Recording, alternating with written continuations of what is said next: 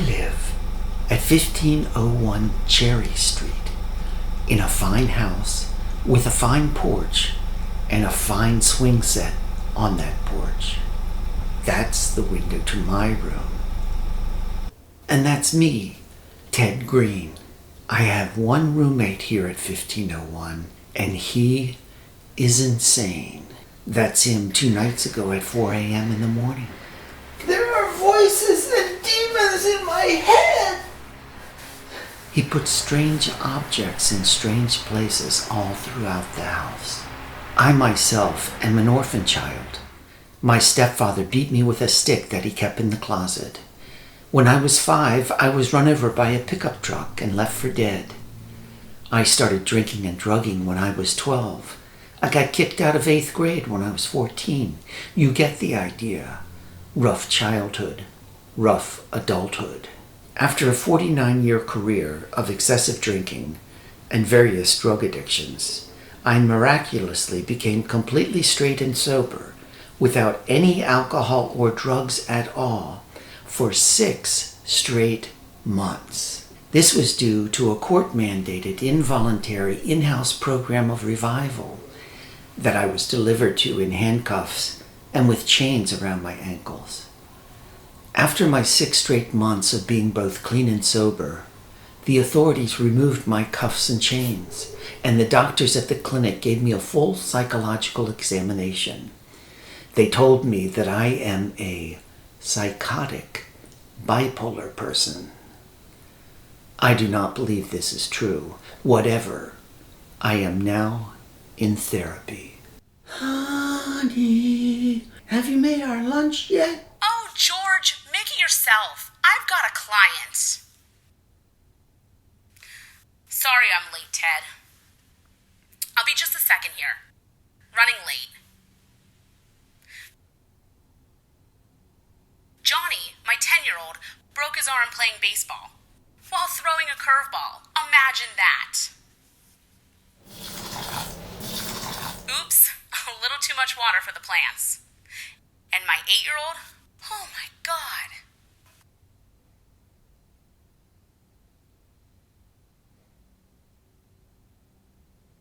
Well then, what's going on? How's it going, Ted? I hope you don't mind me. Things have been hectic around here.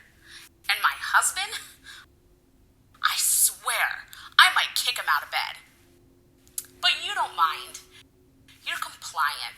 It's such a pleasure to work with you, Mr. Green. You're just a joy to work with, Ted.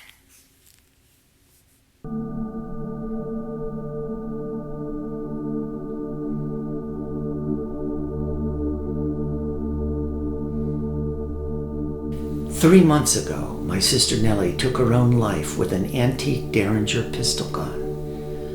Tomorrow, the doctors are going to look at the chest x-ray they gave me 2 weeks ago and tell me whether or not I have lung cancer. And I have not paid rent for the past 11 months, so they are going to evict me by force if necessary, I am told, at the end of this month.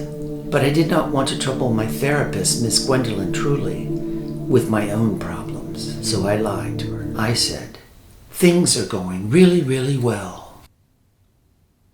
I'm so glad to hear that, Ted. Well, what do you want to talk about today? SNAF. SNAF? What's that? It's like snafu, S-N-A-F-U, situation normal all fouled up. But it's SNAF, S-N-A-F-P, situation normal all full of pain. Oh yeah, I get you now, Ted. You know, it's like my husband. He's a real pain. I might just kick him out of bed. You dig what I'm saying, Ted? You dig what I'm saying? What I'm saying, Ted, is that you've got to be tough and strong under any and all circumstances, no matter what. Am I right about that, Mr. Green? I chose not to respond to her question.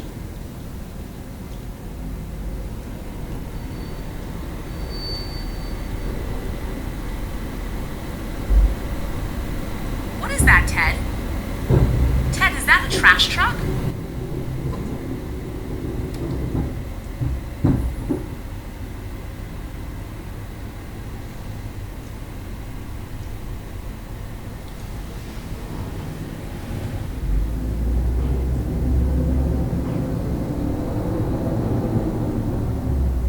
Yes, Miss Truly. It's a trash truck, I said. Gwen, can you come here a sec, dear? God damn it, George. I told you not to bother me when I'm in therapy. Johnny's broken arm is hurting. He says you're the only one that can fix it. Oh, brother, Mr. Green. Oh, brother. I'll be just a second. And so my therapy session with Ms. Truly was interrupted by a family emergency and by some trash men doing their good work. Ms. Truly herself returned about 20 minutes later after tending to her son. And we had a real fine conversation. For what it's worth, I did not talk about myself during this conversation. Instead, I talked solely about my roommate, Bill Ridley. I told Miss Truly that I once saw Bill Ridley run into the kitchen and take off all his clothes.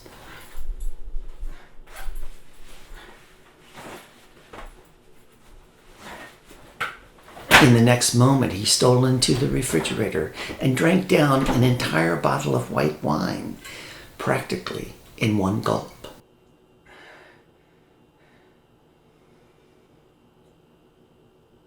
I told Miss Truly about how I had talked to Bill Ridley about prayer. Bill Ridley said he liked to pray to God with his head against the wall. He also said that he had given up on prayer because God had abandoned him.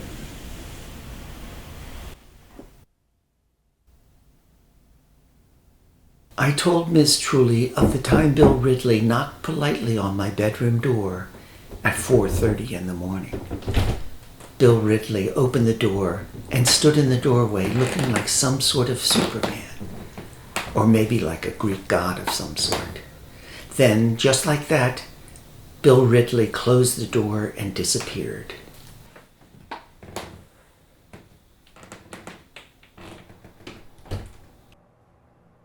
I told Miss Truly of Bill Ridley's strange habit of standing in the foyer and turning the overhead light on and off again, and then on, and then off, for hours on end.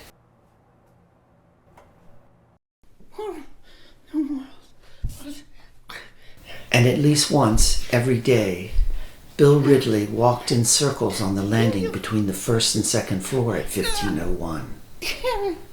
And he was always in distress. I would take a seat at the top of the second floor and watch him in his agony. I always tried to think of something I could do to help Bill Ridley. But there was, in fact, nothing I could do.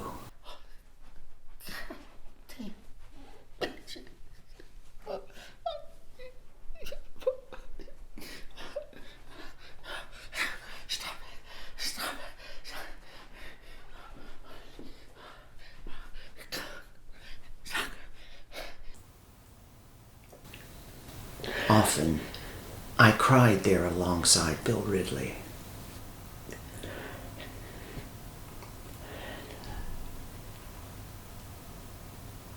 Bill Ridley was addicted to Italian ice. He would snatch a cup from some strange place where he had put it, and he would eat the Italian ice with a fervor reserved for none. Bill Ridley told me once that ice is God. I asked him to explain such a peculiar contention, but he could not. He said to me, quote, "I can't explain it, but it's true. Go away, you ant." End quote.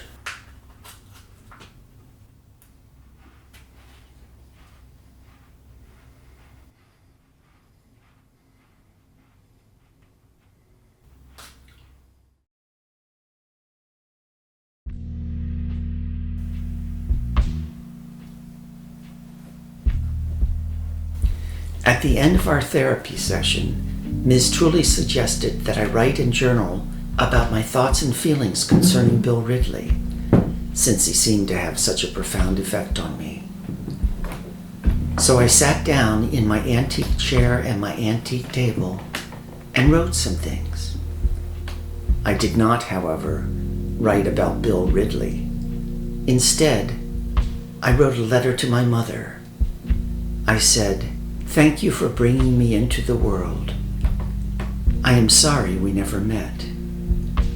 But I must say, dear mother, that life here on earth is sometimes a curious thing to behold. As for myself, dear mother, I can only say that I don't understand. I simply cannot comprehend. Yours truly, your loving son, Teddy Green." I relaxed and watched the light in the window, which seemed to sneak through the slats of the Venetian blinds. My thoughts again returned to Bill Ridley. Bill Ridley was an actor and a DJ by profession, and he himself made an amateur promotional video of himself for casting directors and future clients. Here's the video now. He calls it The Conductor. I thought that since this is my first audition for a Hollywood movie, that I would play some music and thusly show my talents to my God and to my country. 1, 2, 3.5, 4.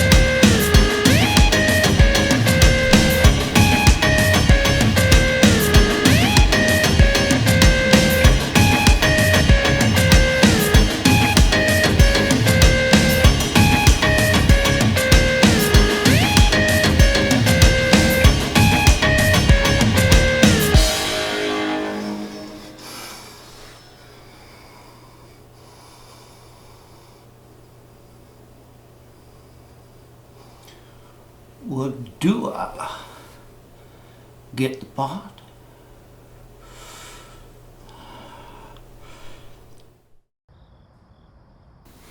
After I wrote my mother the letter and considered Bill Ridley's acting reel, I decided to go for a walk. And as I left 1501, I noticed Bill Ridley's car, which had been parked in the same spot for 3 months. I thought about how I did not own a car because I had no money. And I began to wonder what would become of me when they threw me and my 2 antique pieces of furniture out on the street. It was then that I thought I should open up and speak to Miss Truly honestly about my predicament. Surely she could help me. For Miss Truly had the best attitude and the best thoughts of anyone I have ever met in this brief life of mine. Yes, I do love my dear Miss Gwendolyn Truly. Yes!